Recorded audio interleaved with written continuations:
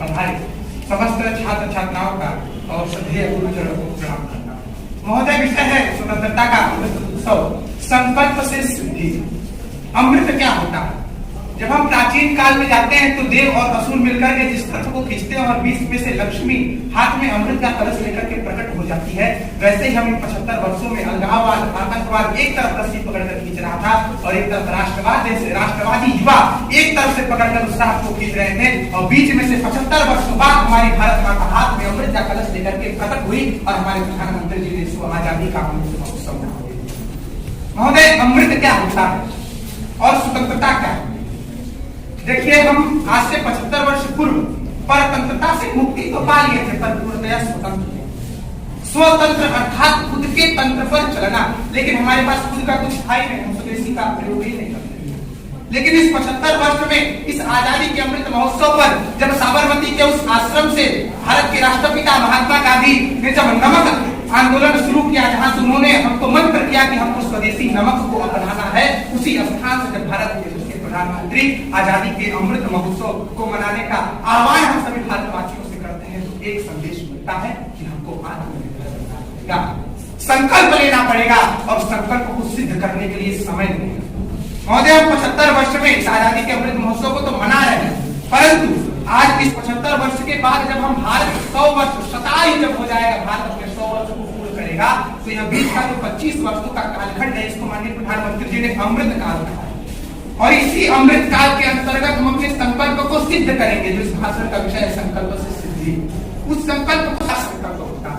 एक राष्ट्र का संकल्प है कि हम भारत को आत्मनिर्भर बनाएंगे, हम भारत को परम वैभव राष्ट्रम समर्था भवता विचारते विषम, हम भारत को परम वैभव पर ले जाएंगे। यह राष्ट्र का संकल्प है। हम विश्व बंधुत्व का झलक विश्व को फिर से दिखाएंगे।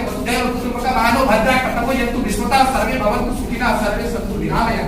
हम विश्व बंधुत्व की भावना इस विश्व को सिखाएंगे, यह हम इस भारत से सीखेंगे और यह इस राष्ट्र का संकल्प है जो 25 वर्षों में। इसके बाद हम अपने संकल्प को पूर्ण करेंगे और भारत माता को विश्व के मानस पटल पर स्थापित करेंगे और सिद्धियां प्राप्त करने में तो हमसे बड़ा कौन हो सकता है? हमारे हनुमान जी अष्ट सिद्धि के दाता, अष्ट सिद्धियां अहिमा गरिमा महिमा लघिमा प्राप्ति प्रगम्य ईशित वसिष्ठ जैसी 8 सिद्धियों को हमने अपने हाथों में दबोच कर रखा, तो एक सिद्धियां हम क्यों नहीं प्राप्त कर?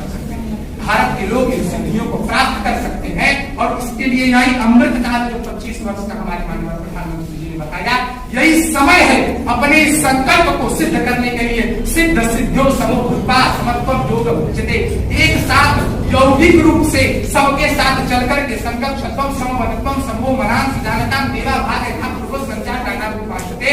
जब हम साथ चलेंगे अपने संकल्प के लिए, अपने संकल्प की पूर्ति के लिए, सिद्धता के लिए, तब देवता भी हमारे चरणों को चूमेंगे और कहेंगे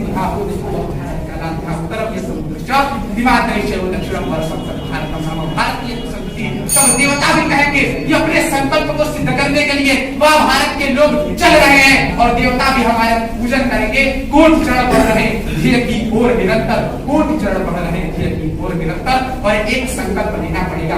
अटल बिहारी वाजपेयी जी ने जिसको पंक्तियों में पिरोया कि दिन दूर नहीं खंडित भारत को पुनः अखंड बनाएंगे, गिलगित से गारो पर्वत तक आजादी पर्व मनाएंगे।